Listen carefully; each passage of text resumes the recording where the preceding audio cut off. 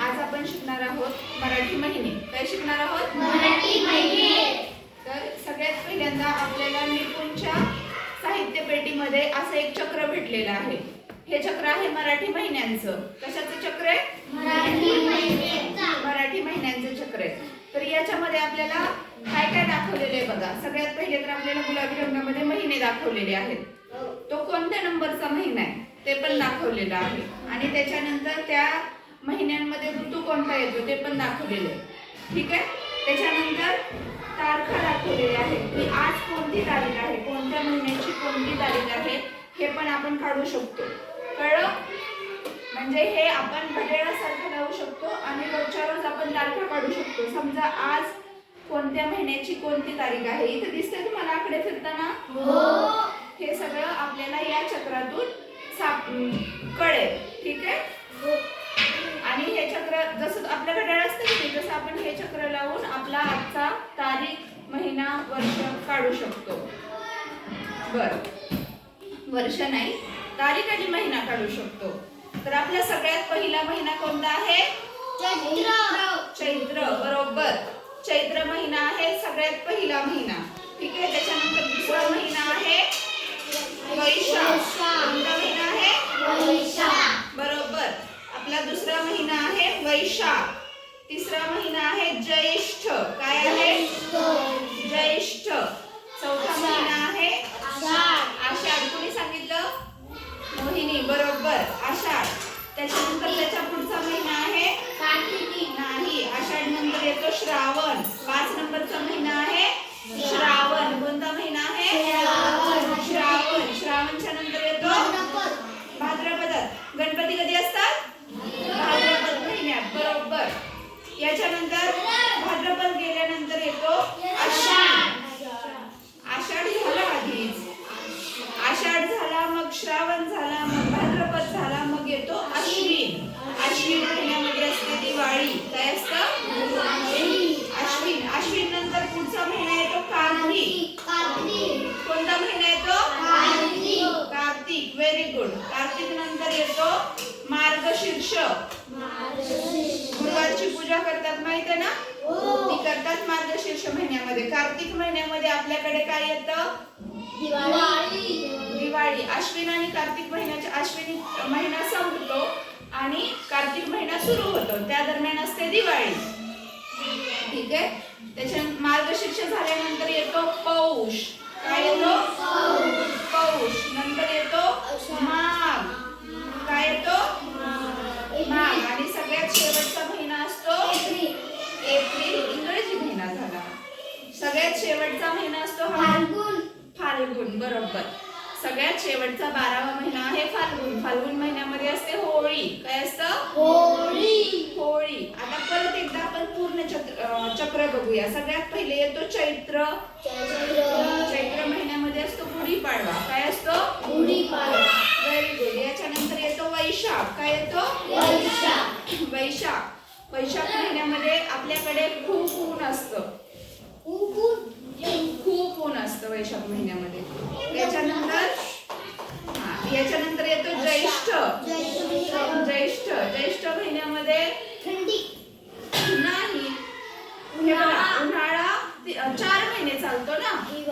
मग 4 महिने आपल्याकडे उन्हाळ्यात चालणार. फाल्गुन महिन्यापासून जवळपास आपल्याकडे उन्हाळा चालू होतो. होळीच्या वेळेस उन्हाळा चालू असतो ना. ठीक आहे. तर आपण आता बघितलं ज्येष्ठ महिना. ज्येष्ठानंतर येतो आषाढ. काय येतो? आषाढाची पंढरीची एकादशी येते. आपण लेझीम खेळलो की नाही? ती असते आषाढ महिन्यामध्ये, ज्यावेळेस आपण पंढरीची वारी करतो. त्याच्यानंतर येतो श्रावण, जो सध्या चालू आहे. श्रावण महिना. श्रावण महिन्यामध्ये कोणता सण येतो? श्रावण महिन्यामध्ये राखी पौर्णिमा येते. नारळी पौर्णिमा येते ना, म्हणजे राखी बांधायचा सण येतो. गोपाळकाला येतो. कृष्णाचा जन्म असतो. तो सण सुद्धा श्रावण महिन्यामध्ये येतो.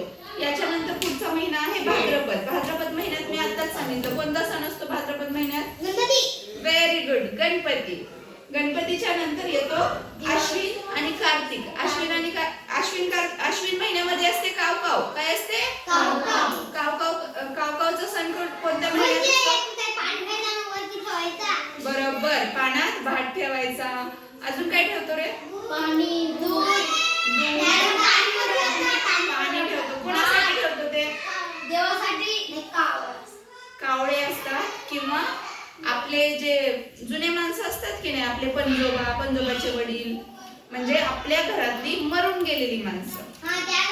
त्यांच्यासाठी ठेवायचा असतो. तो सण असतो कावकावचा, तो असतो अश्विन महिन्यात.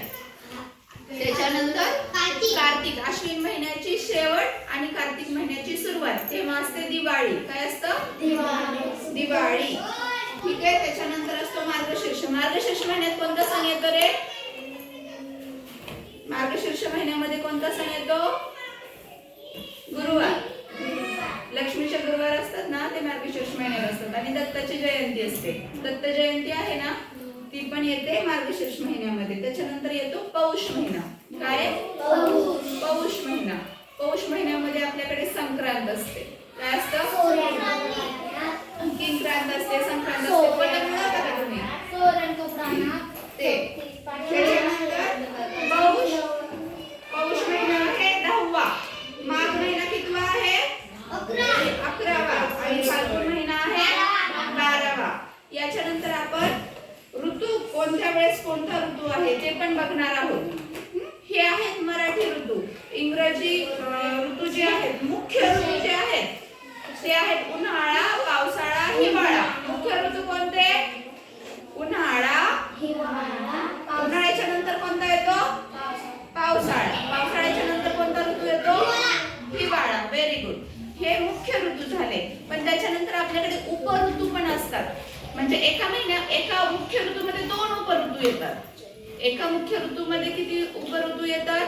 2. आणि त्यांना पण खूप छान छान नावं आहेत. ही सगळी मुलांची नावं आहेत. बघा, आपल्याकडे वसंत येतो चैत्र महिन्याच्या सुरुवातीला. ठीक आहे. चैत्रापासून येतो वसंत. चैत्र आणि वैशाख मिळून असतो वसंत. ठीक आहे. त्याच्यानंतर आषाढ आणि श्रावण मिळून, ज्येष्ठ आणि आषाढ मिळून कोणता असतो? ग्रीष्म.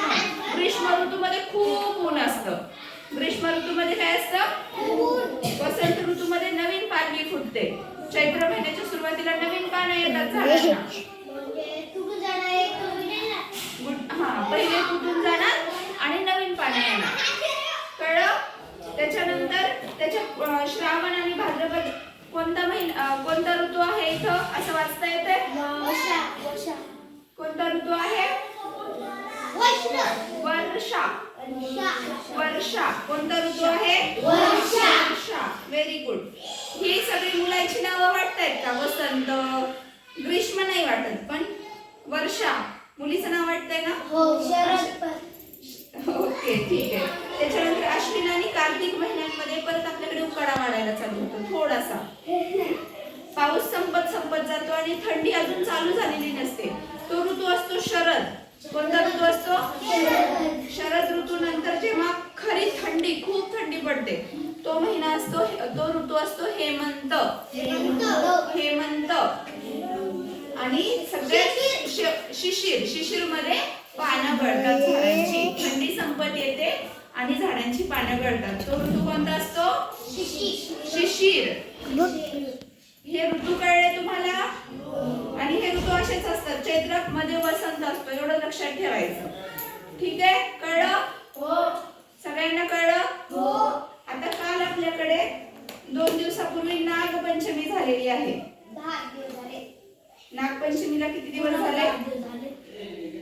10 दिवस झाले. कधी होती नागपंचमी? मंगळवारी होती. पंचमी म्हणजे 5 तारीख ना? नागपंचमी म्हणजे 5 तारीख. महिना कोणता? श्रावण. कोणता महिना होता? श्रावण महिन्याची 5 तारीख होती नागपंचमी. 5वा दिवस होता. श्रावण महिन्यातला 5वा दिवस असतो नागपंचमी. ही झाली मंगळवारी. मग 6 तारीख झाली बुधवारी, 7 तारीख झाली गुरुवारी आणि आज आहे 8 तारीख. पोती बांधली ना नागपंचमीला? Very good. चला, तुम्हाला मराठी महिने कळले, तारखा कळल्या. आता हे आपण बाहेर पण लावू शकतो आणि तुम्ही रोज आल्यानंतर याच्यातली तारीख बदलू पण शकता. कळलं का? उद्या 9 तारीख. आणि पौतिक काय असतं? म्हणजे भाव बहिणीला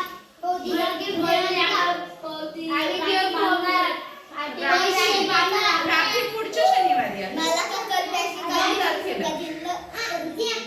उद्या नाही, पुढच्या शनिवारी 9 तारखेला.